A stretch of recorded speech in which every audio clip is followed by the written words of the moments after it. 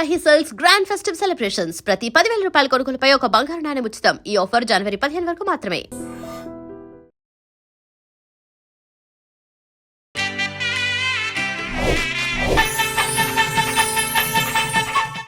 I dream ప్రేక్షకులకు నమస్కారం. నేను ఉదయశ్రీ. మన భారతీయులకు ఎన్నో పండుగలు, ప్రతి పండగకి కూడా ఒక విశిష్టత ఉంటుంది. అయితే ఈ పండగలలో అతిపెద్ద పండగ సంక్రాంతి పండగ. ఈ పండగని మన భారతదేశంలో వివిధ ప్రాంతాల్లో రకరకాలుగా జరుపుకుంటూ ఉంటాం. అలాగే తెలుగు రాష్ట్రాల్లో ముఖ్యంగా ఇది చాలా చాలా పెద్ద పండగ, చాలా రకాలుగా జరుపుకుంటూ ఉంటారు.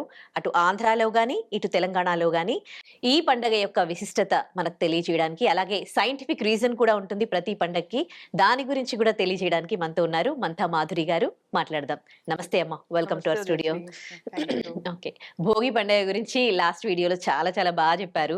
మరి సంక్రాంతికి ఎలాంటి విశిష్టత ఉంది, దీని వెనకాల ఎలాంటి పురాణాలు ఉన్నాయి చెప్తారా? తప్పకుండా. ఇప్పుడు భోగభాగ్యాల భోగి అనుకున్నాం. సంక్రాంతి సిరి సంపదల్ని ఇచ్చే సంక్రాంతి అంటారు. ఎందుకంటే నిన్నే చెప్పుకున్నాం కదా, పంట అంతా చేతికొస్తుంది అంటే ధాన్యలక్ష్మి కదా. సో ధాన్యలక్ష్మి అంటే ధనలక్ష్మి వచ్చినట్టే కదా, లక్ష్మీదేవి చేతిలో ఉన్నట్టే కదా అదనమాట. అయితే ఈ సంక్రాంతి నార్మల్ గా జనవరి 14 గాని 15 గాని వస్తుంది. చెప్పాను కదా నిన్ననే, జస్ట్ ఒక రోజే తేడా ఉంటుంది. ఈసారి జనవరి 15 వచ్చింది. అయితే దీని తాలూకా విశిష్టత ఏంటంటే, ఈ సంక్రాంతి నాడు సంక్రమణం అంటే పొందడం అని అర్థం. అలాగే సంక్రాంతి అంటే నూతన కాంతి అని అర్థం. ఇంకా చెప్పాలంటే సంక్రమణం అంటే సూర్యుడు ఒక రాశిలోంచి వేరే రాశిలోకి వస్తాడు కదా. ప్రతి నెల సంక్రాంతులు వస్తూ ఉంటాయి. అంటే ఒక రాశి నుంచి వేరే రాశిలోకి సూర్యుడు ప్రయాణం చేస్తూనే ఉంటాడు.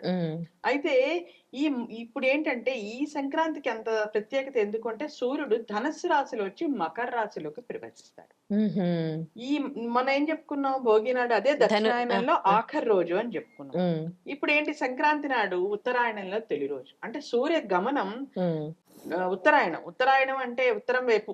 అంటే నీకు మొన్నటి వరకు సదరన్ హెమిస్ఫియర్ లో ఉన్నాడు కదా, ఇప్పుడు నార్థన్ హెమిస్ఫియర్ వైపు ప్రయాణం చేస్తాడు. అంటే భూమి తాలూకా ఉత్తరార్ధ గోళంలో సూర్య తాలూకా సంచారం ఉంటుంది. క్రమక్రమంగా మనకు ఉష్ణోగ్రతలు పెరగడం, పండగ అయిపోయి చలికి వెళ్ళిపోయినట్టే కదా, నెమ్మదిగా ఉష్ణోగ్రతలు పెరగడం, సీజన్ లో మార్పులు అన్ని వస్తాయన్నమాట. ఈ సీజన్ నార్మల్ గా ధ్యానానికి, పూజలకి, శుభకార్యాలకి. నార్మల్ గా చూస్తే మనం ఫిబ్రవరిలో మాఘమాసం అంటాం, బోల్డ్ అని పెళ్లిళ్ళు, గృహప్రవేశాలు అన్ని చేసుకుంటాం. అదనమాట. సంవత్సరానికి 2 అయినాలు, 6 నెలలు ఒక అయినం, 6 నెలలు ఇంకొక అయినం. ఇప్పుడు సూర్యుడు మకర రాశి నుంచి కర్కాటక రాశి వరకు ఉండేది ఈ ఉత్తరాయణం. మళ్ళీ కర్కాటక నుంచి తిరిగి మకర రాశిలోకి వచ్చేది దక్షిణాయనం. ఈ నార్మల్ గా ఈ ఉత్తరాయణం ఏంటంటే ఉత్తరాయణం పుణ్యకాలం కింద చెప్తారు. కరెక్ట్ గా ఏంటంటే ఉత్తరాయణం కరెక్ట్ గా మకర రాశిలోకి ప్రవేశించే గడల్ని ఉత్తరాయణ పుణ్యకాలం అంటారు. అయితే ఈ సంక్రాంతికి ఏముంది చెప్పుకోవాలంటే, సంక్రాంతి ఎందుకు చేస్తారు? అంటే చెప్పాను కదా, సంవత్సరంలో 12 సంక్రమణాలు వస్తాయి, ప్రతి రాశి నుంచి రాశి మానకి. కానీ మకర సంక్రాంతి చాలా విశిష్టత ఉంది అంట. ఎందుకు అంటే, మన పురాణాలు తీసుకుంటే శంకరాసురుడు అని ఒక రాక్షసుడు ఉండేవాడు. అతను దేవతల్ని చాలా ఇబ్బందులు పెడుతుండేవాట. ఏ యజ్ఞయాగాదులు చేసుకోనీయకుండా వాళ్ళని చాలా విసిగిస్తూ ఉంటే అతన్ని భరించలేక దేవతలందరూ వెళ్ళి విష్ణుమూర్తిని అడిగారట, ఇతన్ని సంహరించి మాకు కాస్త ఇది ప్రసాదించు, చచ్చిపోతున్నా అతనితో పడలేకని. ఆ విష్ణుమూర్తి ఒక శక్తి ఉద్భవించి అతన్ని సంహరించిందని, ఆ సంహారం సంక్రాంతి నాడే జరిగిందని, అందుకు గుర్తుగా సంక్రాంతి చేసుకున్నాం చెప్తారు. అలాగే ఇంకో కథ ప్రకారం మందర పర్వతం మీద విష్ణుమూర్తి వెళ్ళి ఈ రాక్షసులందరినీ చంపేసి ఆ పర్వతం కిందే పాతి పెట్టేశాడని, సంతోషం, అది కూడా సంక్రాంతి నాడే జరిగిందని సంతోషంతో దేవతలందరూ సంక్రాంతి చేసుకున్నారు. అదొక కథ. ఇంకో కథ చెప్తే, ఇంకో కథ ప్రకారం ఏంటంటే, ఇప్పుడు సగరుడు అని ఒక ఇక్ష్వాకుల రాజు, ఇక్ష్వాక వంశం అంటే మన ఇక్ష్వాక రాజు సగరుడు. అతనికి 60,000 మంది పుత్రులట. ఆ 60,000 మంది పుత్రులు ఒకసారి కపిల మహర్షి ఆశ్రమానికి వెళ్ళి అతను తపస్సు చేసుకుంటూ ఉంటే తపోభంగం చేశారట. దాంతో ఆయన ఆగ్రహిస్తే ఆయన కళ్ళల్లోంచి ఒకలాంటి అగ్నిజ్వాలలు విడుదలై ఆ 60 మంది అక్కడికక్కడే బూడిద గుప్పల కింద మారిపోయారట. ఆ విషయం తెలిసి సగరుడు పరిగెత్తుకొచ్చి, మరి వీళ్ళందరికీ ఎలాగ ఉత్తమగతులు ప్రాప్తిస్తే, బూడిదలు అయిపోయారు కదా, వీళ్ళందరూ ఎలా ఉత్తమగతులు ప్రాప్తిస్తే స్వర్గానికి ఎలా వెళ్తారు అంటే, ఎప్పుడైతే శివుడి తాలూకు తల మీద ఉన్న గంగ భూమికి వచ్చి ప్రవహించి ఈ కుప్పల మించి పారుతుందో ఆ రోజు మాత్రమే వీళ్ళు సద్గతి దొరుకుతుంది, వీళ్ళు ప్రాప్తిస్తాయి అని చెప్తాడంట. సద్గతులు కలుగుతాయి. అతను చాలా తపస్సు చేశాడు, అతని వల్ల కాలేదు. అతని తర్వాత వచ్చిన దిలీపుడని ఇంకా చాలా మంది చక్రవర్తులు తపస్సు చేశారు. కానీ అదే వంశానికి చెందిన భగీరథుడు అని ఒక చక్రవర్తి వచ్చి కొన్ని వేల సంవత్సరాలు తపస్సు చేసి మొత్తానికి శివుడి తలమించి గంగమ్మని కిందకి తీసుకొచ్చాడు. అయితే ఏ రోజైతే గంగమ్మ భూమి మీదకి వచ్చిందో అది సంక్రాంతి అంట. ఆ తర్వాత ఆ గంగమ్మ పారడం వాళ్ళందరికీ సద్గతులు ప్రాప్తించడం జరిగింది. ఇప్పుడు ఇంకో విషయం, దీనికి ఇంకోటి ఏం చెప్తామంటే వెస్ట్ బెంగాల్లో గంగా సాగర్ అని ఒక ప్లేస్ ఉంది, వినే ఉంటాం. ఆ గంగా సాగర్ ఏంటంటే గంగా నది వెళ్ళి సముద్రంలో కలిసే చోటు. ఆ ప్లేస్ లో ప్రతి సంవత్సరం ఈ సంక్రాంతికి జనవరి 14-15 రోజుల్లో చాలా పెద్ద మేళా జరుగుతుంది. మన కుంభమేళా లాంటి మేళా జరుగుతుంది. ఎందుకంటే సంక్రాంతి నాడు నదీ స్థానాలు, సముద్ర స్థానాలు, త్రివేణి సంగమం, లేకపోతే కుంభమేళ, లేకపోతే గంగాసాగర్ల స్థానం విశిష్టమైన ఫలితాలను ఇస్తాయని చెప్తారు.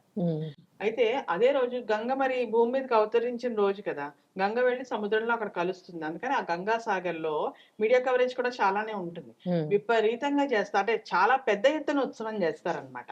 మనం వెళ్ళలేము, లక్షల కొద్ది వెళ్తారు, చాలా మంది జనాలు వెళ్తారు, అందరు స్నానం చేసి తీరుతారు అక్కడ.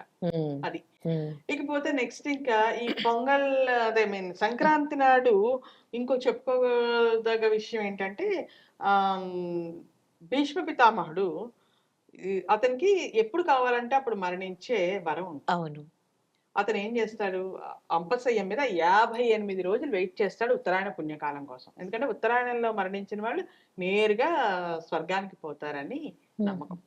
అందుకని అతను ఉత్తరాయణ కాలం కోసం వేచి ఉన్నాడట 58 రోజులు అంపశయ్య మీద. ఆ తర్వాత ఇంకా ఏం చెప్తారు, ఈ సూర్య భగవానుడు ఉన్నాడు కదా, నార్మల్ గా సంక్రాంతి నాడు సూర్యారాధన ముఖ్యం. ప్రధానమైన సూర్యారాధన. సూర్యుడు తన కుమారుడైన శని ఇంటికి వెళ్ళాడని, సూర్యుడికి శనికి కొంచెం పడదు, అందువల్ల సూర్యుడు శని ఇంటికి వెళ్ళాడని, అందువల్ల బంధాలకి ప్రాముఖ్యత ఇచ్చే పండగ ఈ పండగ అని చెప్తారు. ఆ తర్వాత ఇంకా ఏం చెప్తారు, తర్వాత ఇంకా కథ ఏం చెప్తారు, ఇప్పుడు చూడు, ఈ మంది బేసికల్ గా ఈ వ్యవసాయ ఆధారిత దేశం. అవును. ఈ పండగ కూడా ఈ పాడి పంటలకు సంబంధించి, అంటే హార్వెస్ట్ ఫెస్టివల్ సంబంధించిన పండుగ.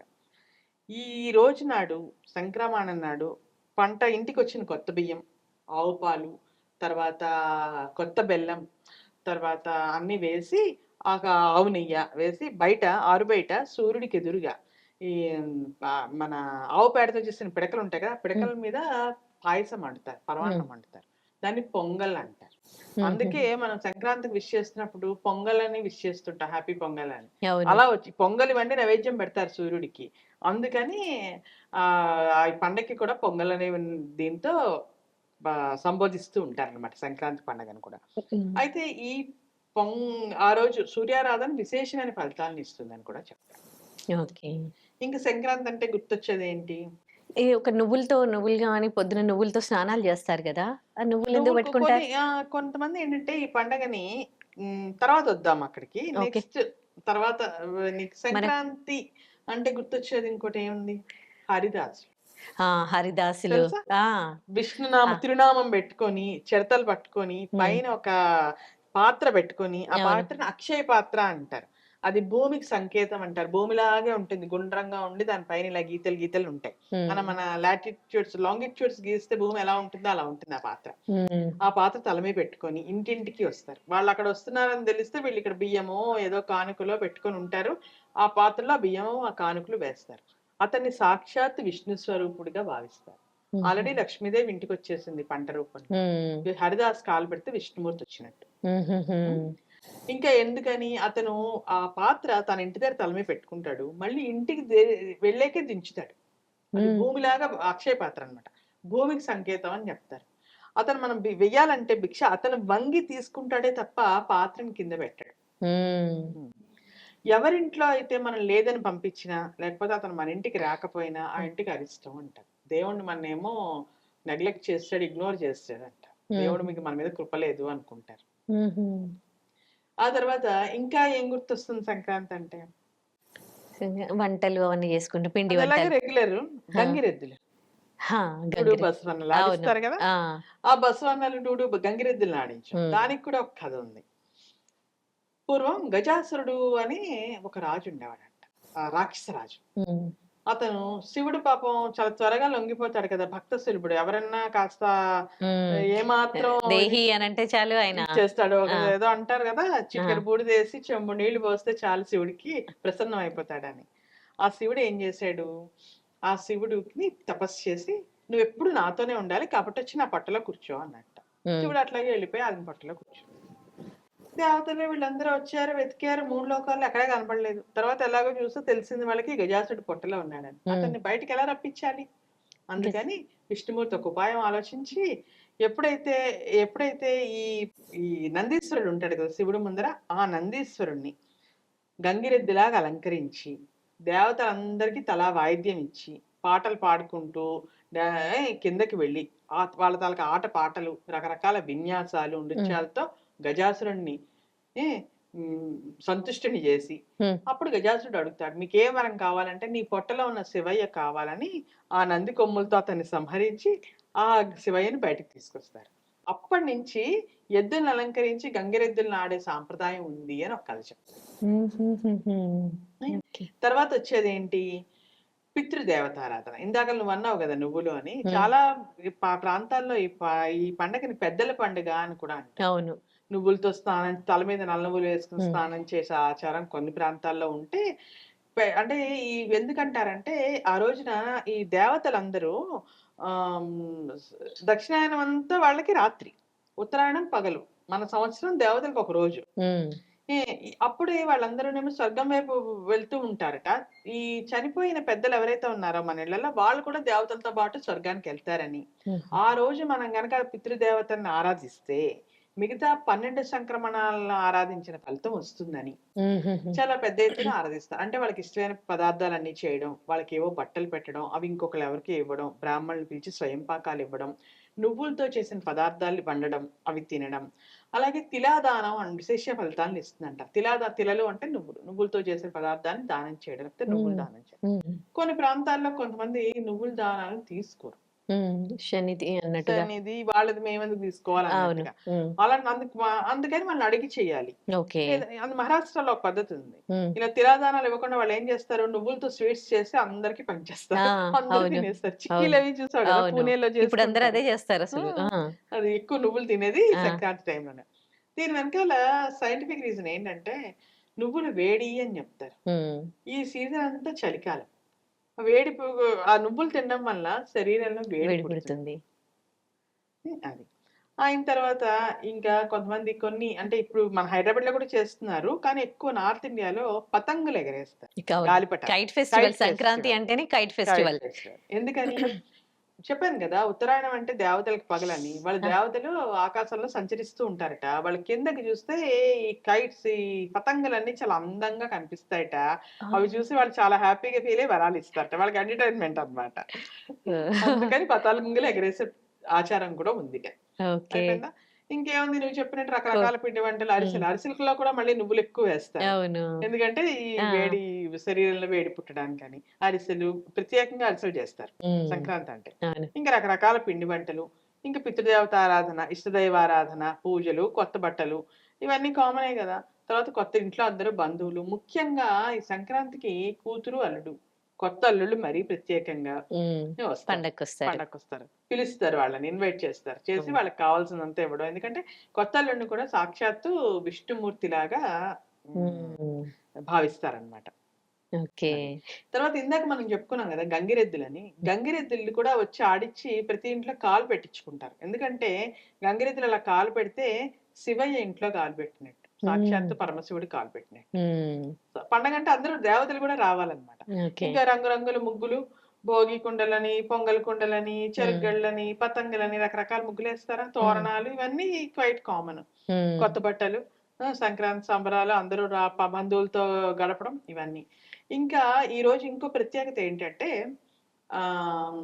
కూష్మాండ దానం. కూష్మాండం అంటే సంస్కృతంలో కూష్మాండం అంటే తెలుగులో గుమ్మడికాయ అని అర్థం. పెద్దది పసుపు రంగు గుమ్మడి, కొన్నిసార్లు గ్రీన్ కలర్ లో కూడా ఉంటుంది చూసారు, తీయ గుమ్మడి అంటారు. గుండ్రంగా ఉండి దాని మీద ఇలా గీతలు ఉంటాయి. అదేంటంటే భూమి మనం గుండ్రంగా ఉంటుంది అనుకుంటాం కదా, కానీ భూమి మీద లాటిట్యూడ్స్ గీస్తే కరెక్ట్ గా గుమ్మడికాయ లాగే ఉంటుందండి. ఆ గుమ్మడికాయని ఎవరికైనా దానం ఇస్తే భూమండలాన్ని దానం ఇచ్చినట్టట. అందుకని కుష్మాండ దానం విశేషమైన ఫలితాన్ని ఇస్తుంది అని చెప్తారు. బాబా ఎన్ని ప్రాముఖ్యతలు ఉన్నాయి అసలు దీని కొన్ని వెనకాల. ప్రాంతాల్లో ఈ సంక్రాంతికి బొమ్మల కొలువు కూడా పెడతారు. బొమ్మల కొలువులు, కోడి పందాలు. కోడి పందాలు ఈ ఉభయ గోదావరి జిల్లాలో కోడి పందాలు. ఆ కోడుల్ని సంవత్సరం పాటు బ్రహ్మాండంగా పెంచి వాటికి జీడిపప్పులు గట్ర పెట్టి వేలు ఖర్చు పెడతారు వాటి పందాలు. అవి ఏంటంటే రాజుల తాలూకా పౌరుషానికి ప్రతీకగా చెప్తారు. అంత బాగుంది కానీ పాపం మూగ జీవాలు వాళ్ళకి దెబ్బలు తగులుతాయి, కొన్నిసార్లు పాపం చచ్చిపోతాయి. మనం అంతకన్నా ఎక్కువ మాట్లాడమంటే కాంట్రవర్సీ అవుతుంది. సో ఇక్కడ వదిలేద్దాం. వినోదంలో భాగంగా వాళ్ళు ఆ కోడి పందాలు కూడా పెట్టుకుంటారు. ఆ కోడి పందాల మీద బెట్టింగ్లు చేస్తారు, అక్కడికి పోయి చూస్తారు. దానికి అసలు ఏపీలో ఎంత పెద్ద పండగ అసలు. అరేంజ్మెంట్స్, పోలీసు, చాలా గవర్నమెంట్ కూడా ఇన్వాల్వ్ అవుతుంది. అవును, పోలీస్ డిపార్ట్మెంట్, అంత పెద్ద పండగ. అయితే ఈ సంక్రాంతిని కూడా రకరకాలుగా దేశం అంతా చేసుకుంటారు. రకరకాల మాఘీ అని పిలుస్తారు కొంతమంది మకర సంక్రాంతి అని చాలా పిలుస్తారు. కొన్ని ఏరియాల్లో, కొన్ని స్టేట్స్ లో దీన్ని మాఘీ అని పిలుస్తారు. ఇందాక చెప్పినట్టే భోగిలో చెప్పుకున్నట్టే కొద్ది గొప్ప మార్పులతో చిన్న చిన్న చేంజెస్ ఉంటాయి ఎవరి ఆచారాల ప్రకారం. బట్ ఓవరాల్ గా ఇండియా అంతా చేసుకునే పండగల్లో ఇది ఒకటి. ఈ బొమ్మల కొలువు ఎక్కడ చేసుకుంటారండి? బొమ్మల కొలువు మన దీంట్లోనే, అంటే ఒకసారి గుంటూరు జిల్లా అటేపు వాళ్ళు కొన్ని ప్రాంతాల వాళ్ళు తక్కువగా పెడతారు. అంటే తెలంగాణలో దీపావళికి పెడతారు కదా, తమిళనాడు, ఆంధ్రాలో అయితే దసరాకి పెడతారు. బట్ ఇక్కడ కూడా పెడతారు. కాకపోతే స్పెసిఫిక్ గా నెల్లూరు, గుంటూరు జిల్లాల వాళ్ళు, ఎందుకంటే ఒకసారి నేను వెళ్ళాను, అందుకని నాకు ఖచ్చితంగా తెలుసు.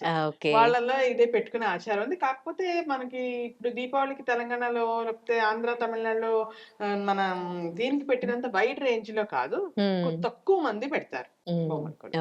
సో ఈ విధంగా ఉంటుంది అనమాట మన సంక్రాంతి. ఇంకొక ప్రత్యేకత ఏంటంటే సంక్రాంతికి మకర జ్యోతి. అవును, నేను అడుగుదాం అనుకున్నాను ఈ క్వశ్చన్ యాక్చువల్లీ. అదే అయ్యప్పలు అందరూ వెళ్తారు కదా. పక్కన కుందల శిఖరం అని శబరిమల నుంచి ఒక 4 కిలోమీటర్ల దూరంలో ఒక కొండ ఉందంట. ఆ కొండ దగ్గర మేడంబల్పాడు ఏదో ఊరుంది.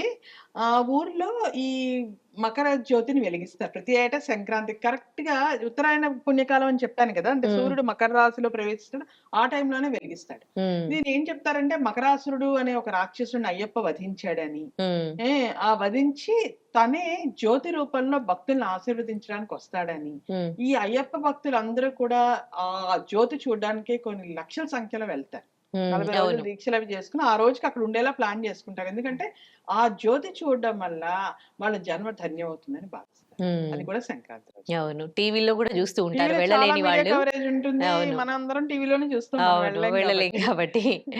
ఈ పండుగలన్నీ మనం పట్టణాల్లో ఇలాంటి నగరాల్లో కాకుండా గ్రామీణ ప్రాంతాలకి వెళ్ళి ఎంజాయ్ చేస్తేనే పూర్తిగా అనుభవంలోకి వస్తాయి. అవును, అంతెందుకు మన హైదరాబాద్ రోడ్లన్నీ ఇప్పుడు మొదలెడతారు కదా, ఆ రోజు ఆ 3 రోజులు హైదరాబాద్ లో జనాలు ఎవరు ఉంటారు, ఖాళీ అయిపోతుంది. మళ్ళీ తిరిగి వచ్చేటప్పుడు ట్రాఫిక్ జామ్లు ఉంటాయి. అవును, అంత హైదరాబాద్ మొత్తం ఖాళీ అవుతుంది, రోడ్లన్నీ సూమ్సామ్ కనిపిస్తాయి. మామూలే. అదే, అంటే గ్రామాల్లో అంత బాగా సెలబ్రేట్ చేసుకుంటారు కాబట్టి ఆ పండుగను ఎంజాయ్ చేయడానికి ఊళ్ళకి వెళ్తూ ఉంటారు. చాలా చాలా బాగా చెప్పారు సంక్రాంతి పండుగ యొక్క విశిష్టత గురించి. చాలా చాలా ధన్యవాదాలు. ఈ విశిష్టత తెలుసుకుని అందరూ కూడా సంక్రాంతిని చాలా బాగా సెలబ్రేట్ చేసుకోవాలని కోరుకుంటూ థ్యాంక్ యూ సో మచ్.